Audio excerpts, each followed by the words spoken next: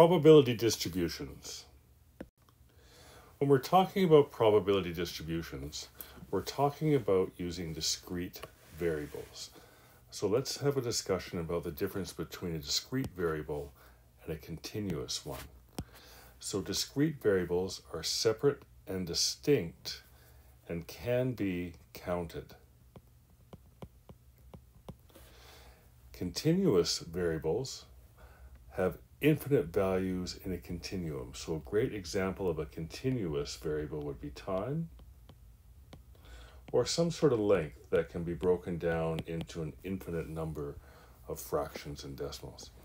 So in my examples here, the number of phone calls made by a salesperson, you're either making a phone call or you're not. So that would be an example of a discrete variable. The length of time the salesperson spent on the telephone, that would be continuous, because time can be infinitely made into smaller and smaller segments. A company's annual sales, again, you're either selling something or you're not, so that's a discrete variable. The number of widgets sold by a company, again, is discrete. You're either selling it or you're not. And the distance from the Earth to the Sun, so that's an example of length, so that is a continuous variable. So when we're talking about probability distributions, we're talking again about discrete things. So determine the probability distribution for the order of a group presentation given by 5 different groups. So we have 5 different groups, therefore the probability would be 1 over 5.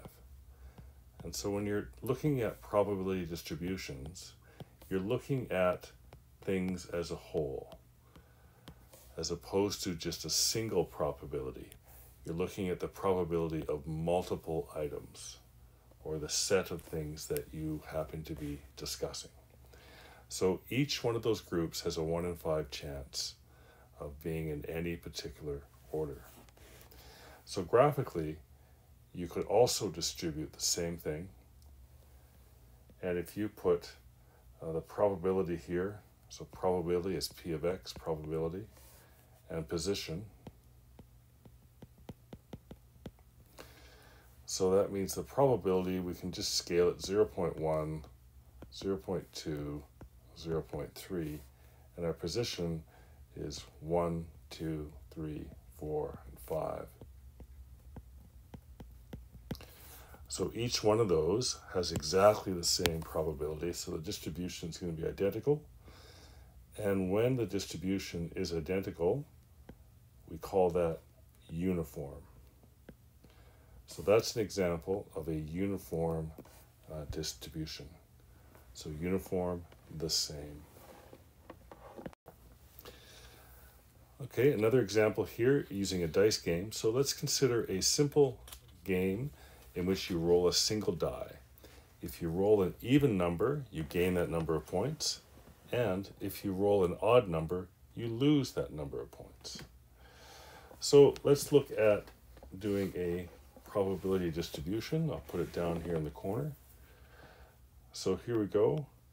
The number that you roll, the number of points that you achieve, and the probability, or P of X. So you roll a 1, a 2, a 3, a 4, a 5, or a 6. The probability, again, is uniform. So each one of those items can be 1 over 6. A uniform probability distribution. The number of points changes, however. So for odd numbers, you lose those points. And for even numbers, you gain those points. So the probability now has been shown. What is the expected number of points per roll? So the expected number of points, or E of X, is the number of points times its probability. And we're going to add all of those up. So it's 1 or 2 or 3. So then it's positive 2 times 1/6 plus -3 times 1/6. I'll go underneath. It's +4 times 1/6. -5 times 1/6. And 6 times 1/6. That will all equal 0.5. And the last question on this slide is this a fair game? Yes or no? And the answer to that is no. For it to be a fair game, the expected value should be 0. And now on to canoes.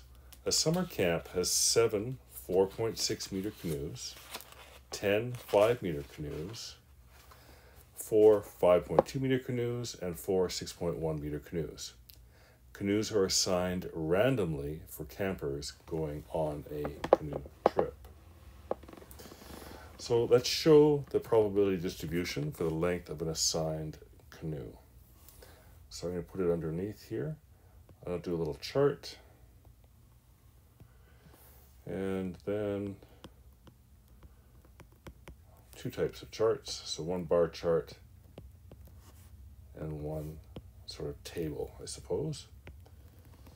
So the length is 4.6, and there are 7 of those canoes. So the probability then is 7 out of the possible 25.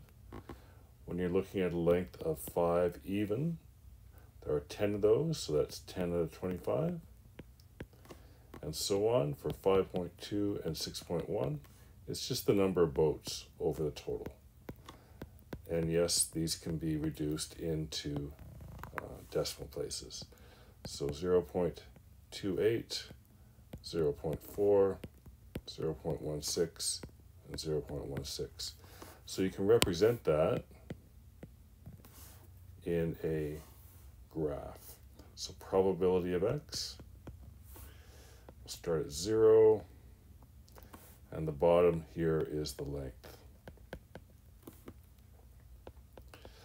Both of these items show the probability distribution quite quickly, and we'll do 0.1, 2, 3, and 4. So very quickly, the 4.6 goes up to 0.28. That's about there. The 5.0 goes up to 0.4. And then we have 5.2s and 6.1s. So it's 4.5, 5, 5.5, 6. And there we go. Probability distribution shown visually in table and in chart form. And so then what is the expected length of the canoe? Okay, I'm going to put that in this space here. So the expected length is the length of the canoe multiplied by its probability. And again, it's an OR situation, so we're adding those up together. So again, the length of the canoe multiplied by its probability.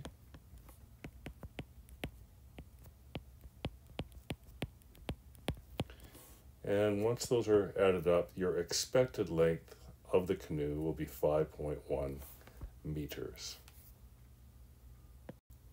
Thanks for listening.